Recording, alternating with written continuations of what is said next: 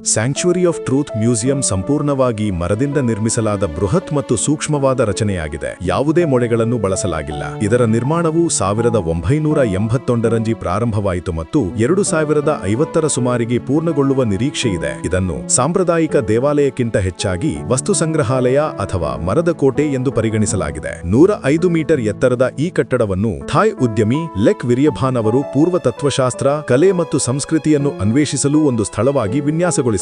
ಸತ್ಯದ ದೇಗುಲವು ಒಂದೇ ದೇವತೆ ಅಥವಾ ಧರ್ಮಕ್ಕೆ ಸಮರ್ಪಿತವಾಗಿಲ್ಲ, ಬದಲಾಗಿ ಇದು ಬೌದ್ಧ ಮತ್ತು ಹಿಂದೂ ಪುರಾಣಗಳಿಂದ ವ್ಯಾಪಕ ಶ್ರೇಣಿಯ ವಿಷಯಗಳನ್ನು ಸಂಯೋಜಿಸುತ್ತದೆ. ಇದರ 4 ಮುಖ್ಯ ವಿಭಾಗಗಳು ಥಾಯ್, ಖಮೇರ್, ಚೈನೀಸ್ ಮತ್ತು ಭಾರತೀಯ ಸೇರಿದಂತೆ ವಿವಿಧ ಸಂಸ್ಕೃತಿಗಳ ಧಾರ್ಮಿಕ ಪ್ರತಿಮಾಶಾಸ್ತ್ರವನ್ನು ಪ್ರತಿನಿಧಿಸಲು ಸಮರ್ಪಿತವಾಗಿವೆ. ಒಳಗೆ ನೀವು ಬ್ರಹ್ಮ, ವಿಷ್ಣು ಮತ್ತು ಶಿವ ಒಳಗೊಂಡ ಹಿಂದೂ ತ್ರಿಮೂರ್ತಿಗಳ, ಗಣೇಶ, ಬೋಧಿಸತ್ವ ಗುವಾನಿಯನ್ನಂತಹ ಬೌದ್ಧ ವ್ಯಕ್ತಿಗಳು ಸೇರಿದಂತೆ ಹಲವಾರು ದೇವರು ಮತ್ತು ದೇವತೆಗಳ ವಿಸ್ತಾರವಾದ ಮರದ ಕೆತ್ತನೆಗಳನ್ನು ಕಾಣಬಹುದು. ಇದು ವ್ಯಾಪಕ ಶ್ರೇಣಿಯ ಧಾರ್ಮಿಕ ಕಲೆ ಮತ್ತು ತತ್ವಶಾಸ್ತ್ರವನ್ನು ಆಚರಿಸುವ ಬಹುಧರ್ಮದ ಸ್ಮಾರಕವಾಗಿದೆ.